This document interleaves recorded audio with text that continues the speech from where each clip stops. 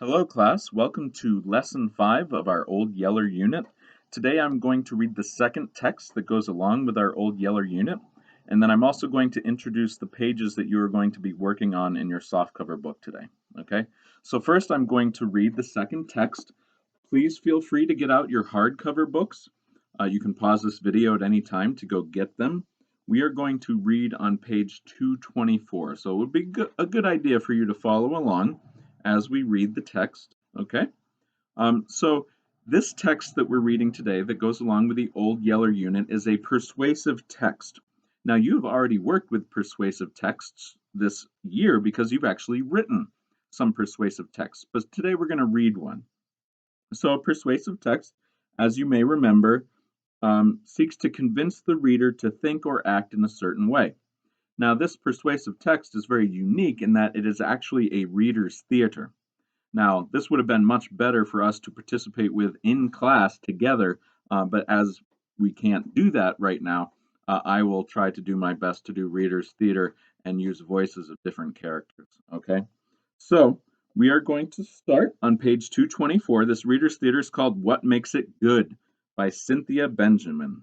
And our cast of characters include the television host, the animal expert K9, and the historian Lester Year. Interesting names. I will see if I can, thankfully there's only 3 characters. I'll see if I can make their voices unique here, okay? So here we go. 224, What Makes It Good? Host. Welcome to What Makes It Good, the movie review show that asks the experts if a movie is accurate enough to be good. Today we are reviewing the film version of Old Yeller, and we have 2 experts with us. One is historian Lester Year, who writes about life on the 19th century Texas frontier. The other is animal expert K9. First up is our animal expert. What makes Old Yeller good? K9. We are now on the top of page 225. The accurate portrayal of animals makes Old Yeller good.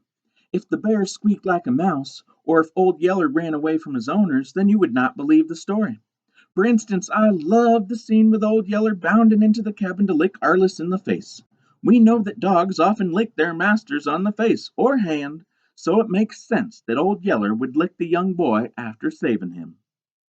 I also thought the way Old Yeller went lunging at the attacking bear in a frantic attempt to save Arliss was very realistic.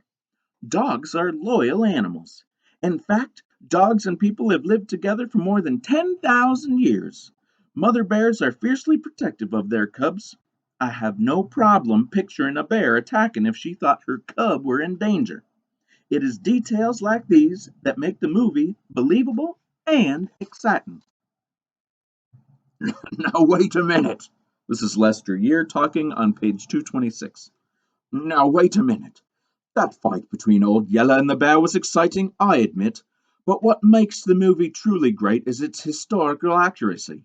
If Travis had broken his stride, wheeled around and seen the bear, then dialed 911 on a cell phone, you would not believe it. But he does not carry a cell phone. He has shouldered an axe. I hope you noticed the axe. It was an excellent example of an important 1860s tool. Living on the frontier was no romp on the playground, and pioneers depended on their tools for survival. Ah, now that scene of Old Yeller licking Arliss after checking the bear's attack may be very accurate as far as dog behavior is concerned.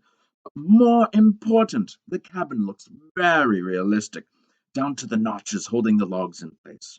If the cabin had wallpaper, you would have strained to believe the scene. That is why historical accuracy is most important. Well, we are almost out of time. Let's summarize. Old Yeller is a good movie because it is scientifically accurate. Well, historically accurate. Well, they may never agree, audience. I guess you have to decide for yourself what makes it good. All right. I hope you enjoyed that. As you can see on page 227, it has different things, different activities you can do to compare the text. I suggest that you read this over. I'm not asking you to do any of these assignments, but I still think it's important for you to think of these questions and how you can compare Old Yeller to what makes it great. Okay, so there's our second text, and I imagine you may have heard all of our vocabulary words being used in that second text as well. All right, so for today, the assignments you are going to work on in your soft cover book, okay, are going to be pages 78, 81, and 82. I know I goofed on those page assignments earlier this week, and I apologize for that. I'm going to try to make sure I pay close attention not to do that again. But anyway, today I want you to work on pages 75, 81, and 82. Okay, page 75 is on adages and proverbs. Now, adages and proverbs are short statements of truth or advice. Okay, so let's say it is better to give than to receive. And I think I may have just given you one of the answers. That's okay. It is better to give than to receive. There's a little short statement of truth or advice. Okay, that would be considered an adage or a proverb. All right, so that's page 75. On page 81, you're going to be reviewing indirect objects. Okay, the big thing to remember with indirect objects is that it is the noun or pronoun between the verb and the direct object. Okay, now the direct object is usually the main, the main object in your sentence, the direct object in your sentence. So you will find that indirect object between the direct object and the verb being used in the sentence. Okay. And then for page 82, it's a little bit of let me try to say that again. Page 82 is a little bit of a review. Yes, I'm rhyming, and you'll rhyme later in your poetry. Okay, so for page 82, you're going to be working on kinds of sentences. You have declarative sentences that just state something. Okay, like there are bears in the forest. It is declaring the fact that there are bears in the forest. That's what a declarative sentence is. Okay, the next type of sentence, interrogative sentence. That's a question that's asking a question, right? Like, did you see the bear? The next sentence you're going to be working on is an imperative sentence. Imperative. It is something that is a sentence that is telling you to do something, instructing someone to do something. It is imperative that you do that. The word imperative means necessary. Okay, so an imperative sentence is telling someone, do this. It's like, do not go near the bear. Good advice. That's an imperative sentence. And then last but not least, the other sentence you're going to review is an exclamatory sentence. Watch out for that bear! Exclamatory sentence, you exclaim, right? You're yelling something.